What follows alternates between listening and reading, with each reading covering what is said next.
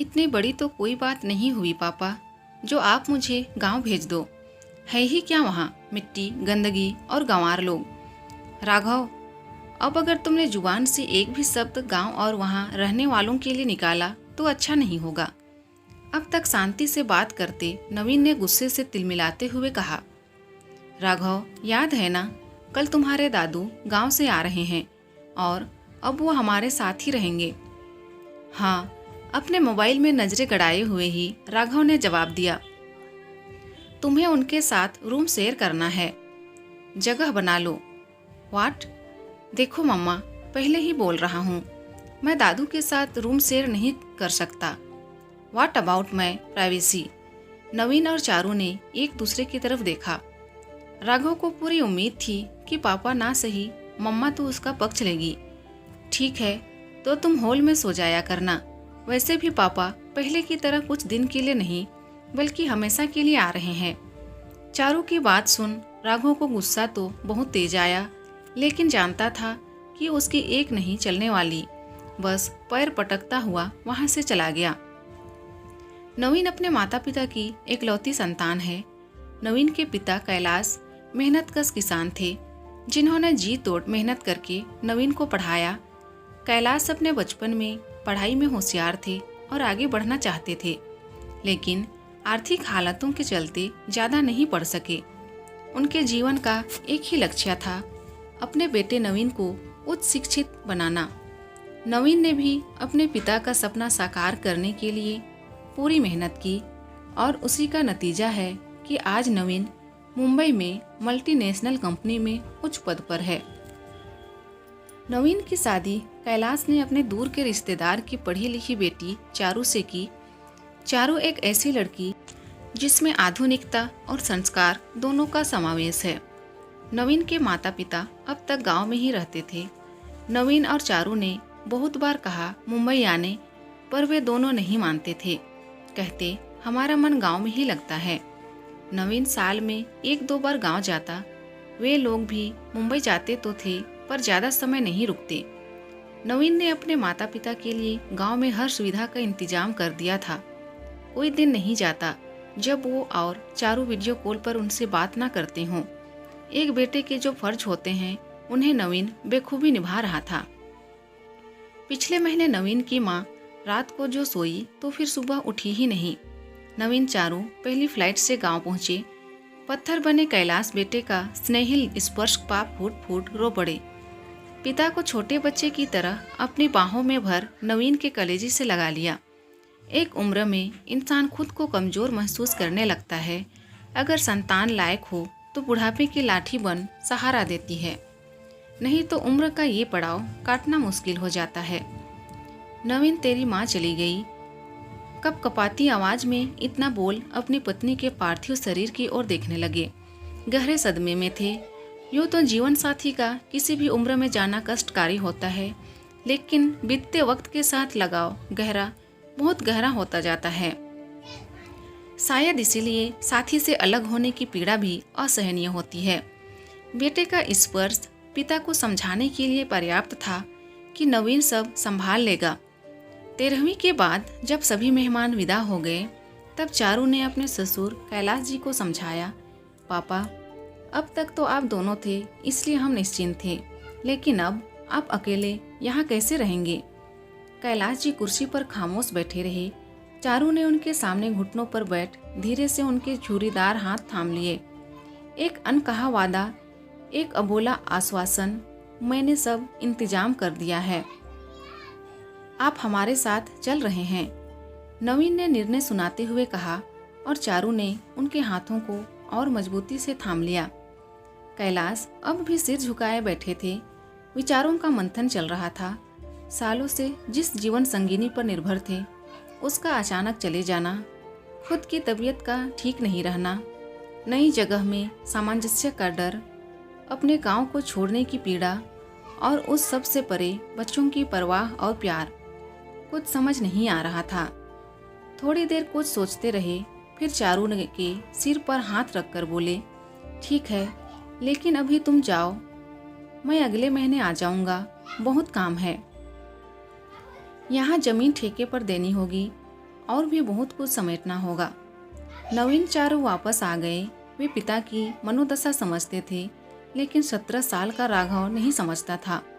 नवीन ने कुछ साल पहले 2 BHK फ्लैट खरीदा था। मुंबई जैसे शहर में इतना बड़ा फ्लैट भी महंगा पड़ता है। फ्लैट बहुत बड़ा नहीं था, इसलिए राघव से दादू के साथ रूम शेयर करने के लिए कहा गया था। राघव को लग रहा था कि दादू के आने से उसकी प्राइवेसी में खलल पड़ेगा। ऐसा नहीं था कि राघव को अपने दादाजी से लगाव नहीं था।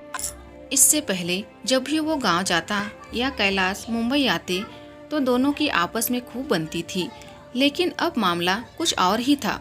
दादू मेहमान नहीं, परमानेंट मेंबर के तौर पर घर में रहने वाले थे।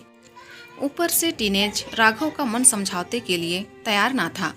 अगले दिन कैलाश आ तो गए, लेकिन उनके मन में अब भी एक संकोच था कि अब मुझे बच्चों के घर में रहना है। चारू ने उनका सामान राघव के कमरे में लगा दिया। राघव मन ही मन दादू के आने से नाखुश था, मगर मम्मी पापा के सामने कुछ कहने की हिम्मत नहीं कर सकता था। जानता था कि नवीन अपने पिता को कितना प्यार करता है। कैलाश जी ने नई जीवन शैली से दोस्ती करनी शुरू कर दी। इस उम्र में बदलाव को स्वीकार करना आसान नहीं होता, लेकिन वो कोशिश कर रहे थे। इतने वर्षों की अपनी बोलचाल और आदतों को पूरी तरह नहीं बदला जा सकता था। ये बात नवीन और चारू तो समझते थे, लेकिन राघव के हिसाब से दादाजी और उनकी सोसाइटी में अनफिट थे। चारू कैलाश जी का पूरा ध्यान रखती, समय पर परहेज का खाना, दवाई, शाम को अपने साथ ही घूमने सोसाइटी के पार्क में ले जाती, जहां कैलाश की कुछ हम उम्र लोगों से दोस्ती होने लगे। वह सुबह को अपने इन दोस्तों के साथ योगा करते और शाम को सैर के बाद कुछ वक्त मंदिर में बिताते। शुरू में उन्हें लिफ्ट में अकेले जाते घबराहट होती थी। चारू ने उन्हें अच्छी तरह समझाया और अकेले जाने के लिए मोटिवेट किया। पापा आप जाइए, मैं यही लिफ्ट के बाहर खड़ी हूँ, कोई परेशानी आने पर आप मुझे कॉल कर देना। कैलाश पहली बार स्कूल जाते बच्चे की तरह घबरा रहे थे। जैसे ही लिफ्ट से बाहर निकले, सामने नवीन खड़ा था। कैलाश के चेहरे की खुशी और आत्मविश्वास देख गले लग गया। पापा आज तो आपके लिए हलवा बनना लाजमी है। सच्ची तू मुझे हलवा खाने देगा? बिल्कुल पापा, लेकिन ज़्यादा नहीं। कैलाश अब संतुष्ट थे। उनके मन का संशय लगभग खत्म हो गया था। राघव के व्यवहार को अच्छी तरह समझते थे, बस उसका बचपना मान अनदेखा कर देते। राघव हर वक्त चिड़चिड़ाता रहता। वो अपने दादाजी को घर में स्वीकार नहीं कर पा रहा था, या शायद करना नहीं चाहता था। उस दिन संडे था। नवीन और चारू को किसी के यहाँ लंच पर जाना था। जाने से पहले चारू ने कैलाश और राघव दोनों के लिए खाना बनाकर रख दिया था। राघव, हम लंच के लिए जा रहे हैं। तुम्हारा और दादू का खाना मैंने बना दिया है। दादू 2 बजे खाना खाते हैं। माइक्रोवेव में गर्म करके उन्हें खाना खिला देना। दवाई लेनी होती है पापा को। ठीक है मम्मा। राघव ने लापरवाही से जवाब दिया और मोबाइल में व्यस्त हो गया। कैलाश गीता का पाठ पढ़ रहे थे और राघव अपने दोस्तों के साथ ऑनलाइन गेम खेल रहा था। आज बिना किसी रोक टोक के खेलते हुए उसे वक्त का होश ही नहीं था। 2 बजे के करीब कैलाश को भूख लगी। उठकर देखा तो राघव हेडफोन लगाए मोबाइल में बिजी था। इतना बिजी कि उसे दादू की आवाज़ तक सुनाई नहीं दी। कैलाश वापस अपने बिस्तर पर जा लेटे। भूख लग रही थी, साथ ही समय पर दवा भी लेनी थी। मन में आया कि खुद ही खाना लगा लें, लेकिन उन्होंने कभी माइक्रोवेव में खाना गर्म नहीं किया था, इसलिए हिचक रहे थे। 3:30 बज गए और राघव अब भी मोबाइल में लगा हुआ था। अब भूख बर्दाश्त से बाहर थी। कैलाश उठकर रसोई में गए। कांच के एक बाउल में दाल थी, दूसरे में गोभी मटर की सब्जी। सोचा सिर्फ दाल से रोटी खा लेता हूँ, गर्म करने के लिए तो सोचा ही नहीं। कटोरी में दाल पलटने लगी। ना जाने कैसे कांच का बाउल नीचे गिरकर जोरदार आवाज के साथ टूट गया और सारी दाल जमीन पर गिर गई। राघव दौड़कर रसोई में आया और वहाँ का हाल देख गुस्से से चिल्लाने लगा। ये क्या कर दिया? कुछ करना नहीं आता क्या आपको? जब से आए हो जीना मुश्किल कर रखा है। ना कोई प्राइवेसी छोड़ी है, ना सुख चैन। गंवार कहीं के। कैलाश अपराधी से खड़े थे। दाल गिरने से वो घबरा गए थे, ऊपर से राघव का चिल्लाना। निरीह पशु की तरह खामोश खड़े गिरी हुई दाल को देखते हुए मन ही मन खुद को कोस रहे थे। उधर राघव की इतने दिनों से मन में पल रही फ्रस्ट्रेशन बाहर निकल गई थी। उसके चेहरे पर अपने इस व्यवहार के लिए जरा सिकड़ नहीं थी। जैसे ही पीछे पलटा, सामने नवीन और चारू को खड़ा पाया। एक पल तो घबरा गया। चारू राघव को धकेल रसोई में घुसी। पापा, आपको लगी तो नहीं ना? आइए आप अंदर बैठिए, मैं आपका खाना लाती हूँ। वो बेटा, चारू सारी दाल तो मुझसे घबराए और अपमानित कैलाश ठीक से अपनी बात कह भी नहीं पा रहे थे। कोई बात नहीं पापा, सब्जी रखी है, मैं उसे गर्म करके आपके लिए खाना लाती हूँ। चारू ने खाना लगाकर पहले कैलाश को खाना दिया और उसके बाद रसोई समेटी। नवीन बिल्कुल खामोश था और चारू ने भी राघव को कुछ नहीं कहा, इसलिए राघव को लग रहा था कि बात खत्म हो चुकी। घर में अजीब सी खामोशी पसरी हुई थी। हर किसी के मन में अलग अलग विचार चल रहे थे। रात को डाइनिंग टेबल पर जब सब इकट्ठे हुए, कैलाश बुझे हुए आहत से नवीन भावशून्य दिख रहे थे और चारू कैलाश को नॉर्मल फील करवाने की पूरी कोशिश कर रही थी। वहीं राघव के हिसाब से कुछ हुआ ही नहीं था। कुछ देर बाद नवीन बोला, राघव, तुम कल गांव जा रहे हो। तुम्हारे स्कूल 1 महीने बाद खुलेंगे। तब तक तुम गांव में रहोगे और खेत में काम करोगे। मेरी ठेकेदार से बात हो गई है, वो तुम्हें खेत में काम करने के लिए 1 महीने के पैसे भी देगा। गांव क्यों? अब वहाँ क्या है, दादू भी यहीं आ गए हैं। तुम गांव जा रहे हो क्योंकि जो इंसान मेरे पिता का सम्मान नहीं कर सकता, उसके लिए मेरे घर में कोई जगह नहीं है। अब तुम मेरे घर में नहीं रह सकते। तुमने पापा को सही टाइम पर खाना नहीं दिया और ऊपर से उनसे दाल गिरने पर शोर मचा रहे थे, मानो उन्होंने कितनी बड़ी गलती कर दी। इतनी बड़ी तो कोई बात नहीं हुई पापा, जो आप मुझे गांव भेज दो। है ही क्या वहाँ, मिट्टी, गंदगी और गंवार लोग। राघव, अब अगर तुमने जुबान से एक भी शब्द गांव और वहाँ रहने वालों के लिए निकाला तो अच्छा नहीं होगा। अब तक शांति से बात करते नवीन ने गुस्से से तिलमिलाते हुए कहा, जिस आदमी को आज तुमने अपमानित किया है वो मेरे पिता हैं, जिन्हें तुम गंवार बता रहे थे। उन्हीं के बदौलत आज यहाँ डाइनिंग टेबल पर बैठ एसी की ठंडक में पेट भर खाना खा पा रही हो। तुम्हारे महंगे स्कूल की फीस जा रही है, तुम्हारे शौक पूरे हो रहे हैं। बस कर नवीन, बच्चा है वो, हो गई गलती, जाने दे बेटा।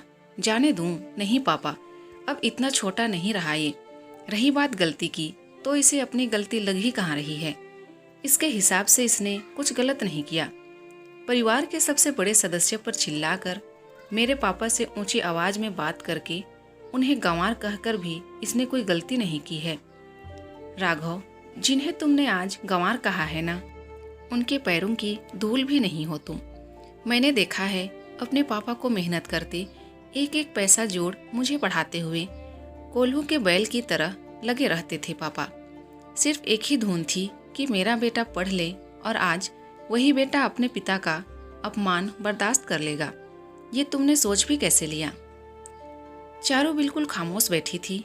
उसके हाव भाव से साफ पता चल रहा था कि वो नवीन से सहमत है। शायद यह फैसला दोनों ने मिलकर ही लिया था।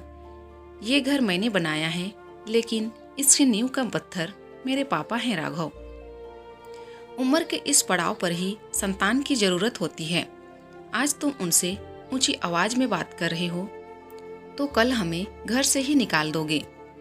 खाना खाकर पैकिंग कर लेना, मैंने ट्रेन के टिकट करवा दिए हैं।